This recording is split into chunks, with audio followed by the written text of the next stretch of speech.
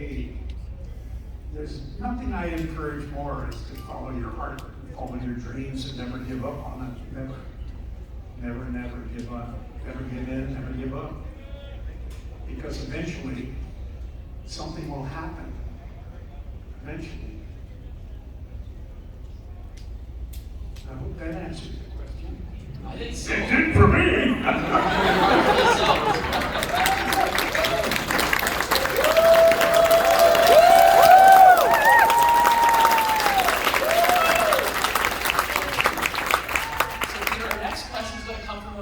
VIP ticket holders. Nezrin Hassanli, if you could show yourself. Now, Nezrin, would you like to read the question? Of course, absolutely. Who wouldn't? Hi, Peter. I'm an aspiring audiobook reader. How can an artist take care of their voice so it can last for a long time?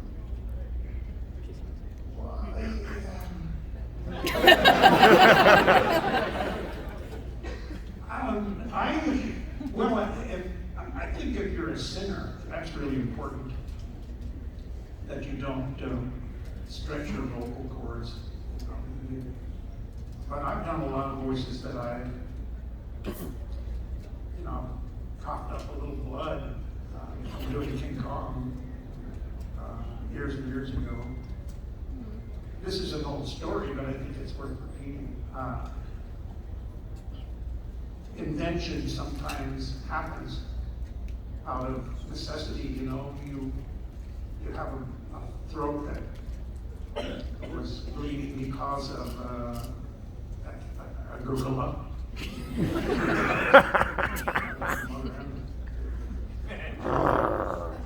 Mother and father gorilla. Nice to meet you.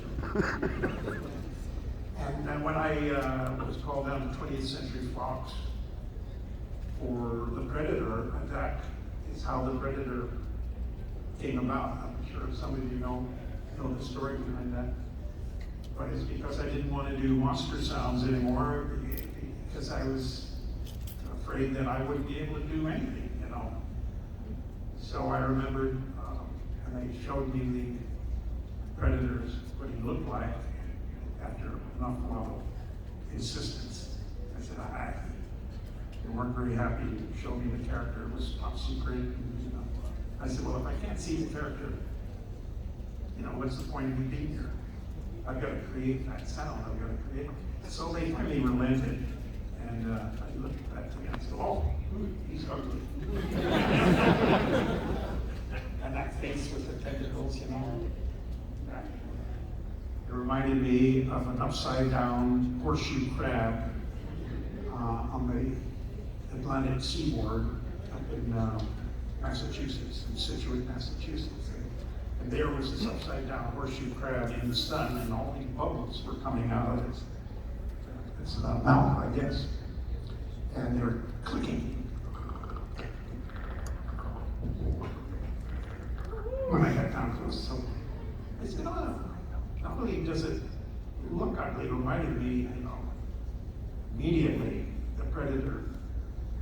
I just thought of that horseshoe crab, and I said, bring that microphone down. And they put the microphone way up there. They brought it halfway, and I said, no, bring it down more. I'm in a studio where they probably filmed, I don't know, whatever huge film of the year was back in the 30s, 40s, 50s. It was very leather, big leather chairs and stuff where the executives would sit. So it was quite a scene. And I'm telling this guy to bring this microphone down. And I said, not even there, to right here. Now here's a microphone that can pick up a sound, to that back door. And I'm going,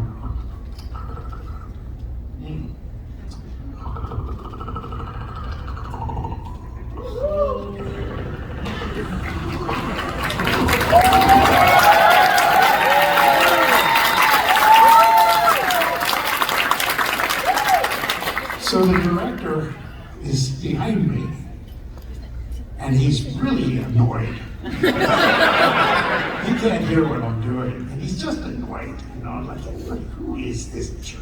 All right, that's enough, that's enough. That's enough. And he starts storming and the microphone. The soundman up in the booth behind the studio said, "You gotta come up here." "No, I mean it now. Come on up here. You gotta hear this." So he walked up. You hear the door slam. And about 5 minutes later, he comes in. "Oh, hey, honey." Okay, anyways, let's do that again. Okay. So that was that story. I love telling it. It's funny. It's just, I can see that guy storming up those stairs. And it always brings a tear in my eye. Oh well. Next. So our next question comes from VIP member Daniel Thomas. Daniel? Oh. Daniel, would you like to ask your question? My question is, when did you realize that you and Frank Welker had become iconic characters? You know, my first cartoon was with Frank. It's called Mighty Man and Yuck.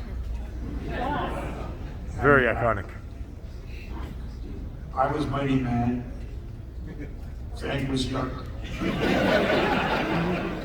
Yuck was a dog that was so ugly he had to wear a doghouse over his head. But sometimes he'd take it off, and Mighty Man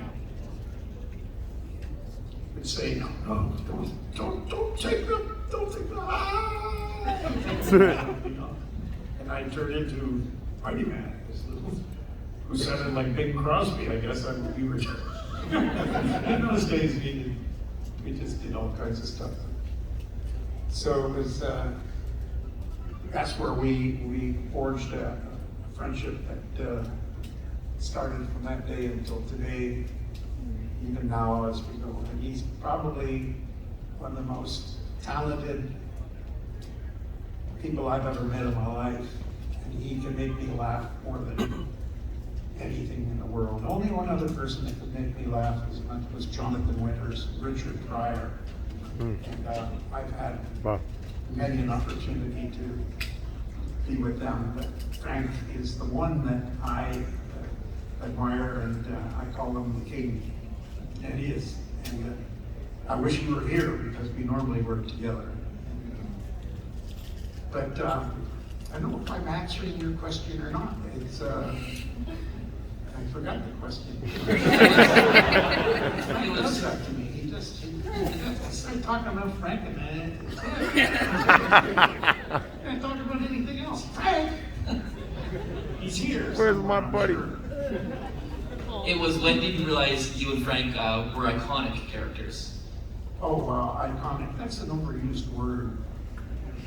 Iconoclastic. That's a word often used to describe people that, you know, berate people's belief in something.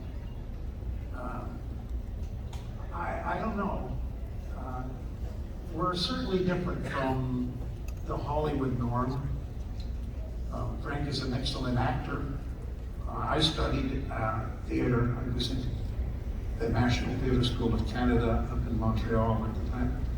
We summered in Spafford, Ontario, doing Shakespeare with the Shakespearean Festival there.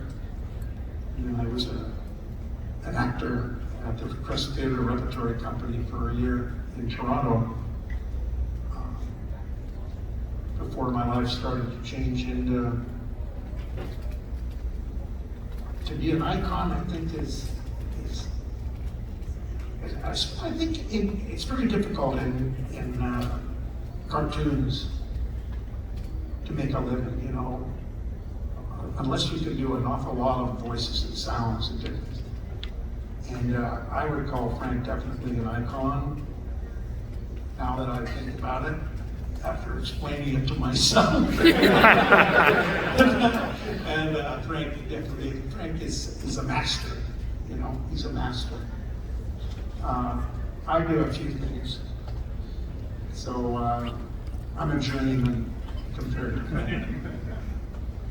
How's that? I think it's fantastic. Our next question comes from VIP member Yosendo. This is my favorite question. My wife thought you did the voice of Megatron. Should I divorce her and move on?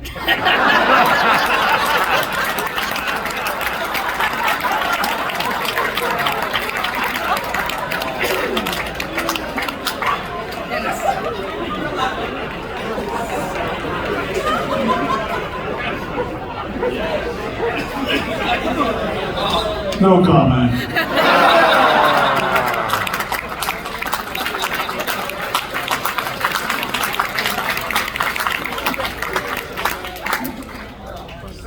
So the next question is from a friend, Sebastian Hernandez.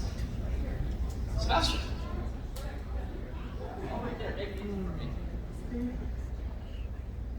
When you first read that they were going to kill Prime, how did you feel? When I first what? I'm sorry? When you first read the scripts of Transformers the movie, that they were going to kill Prime, how did you feel? Did you cry? Well, I didn't actually read any script.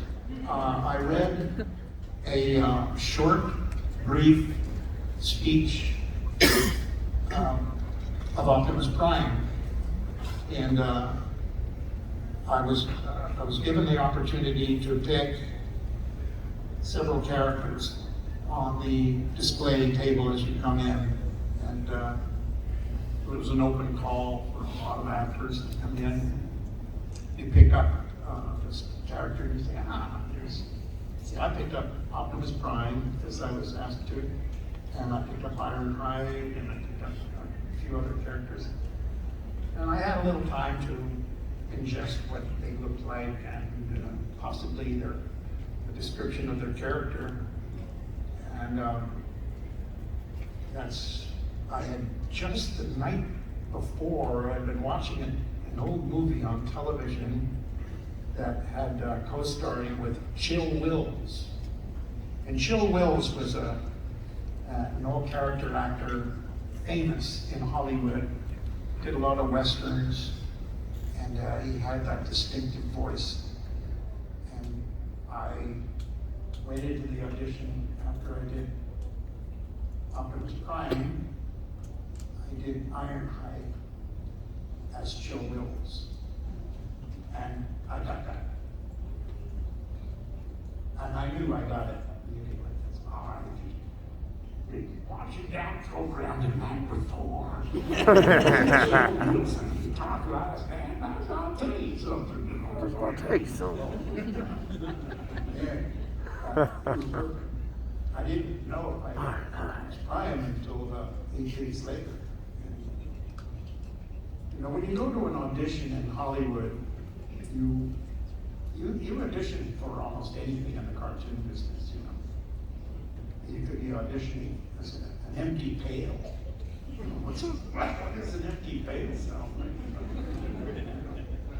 We had, I did a battery one time.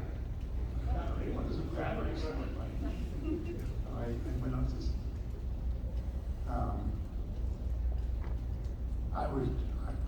I started talking like that, like a car that couldn't get started in the morning. And I'd start off pretty good like this and go, and then I'd start talking again. So I then, what do you got? Electric juice. I got that job too, as a matter of fact.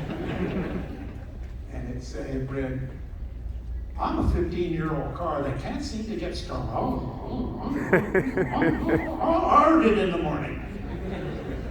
Anyway, it didn't last long, but it was fun doing.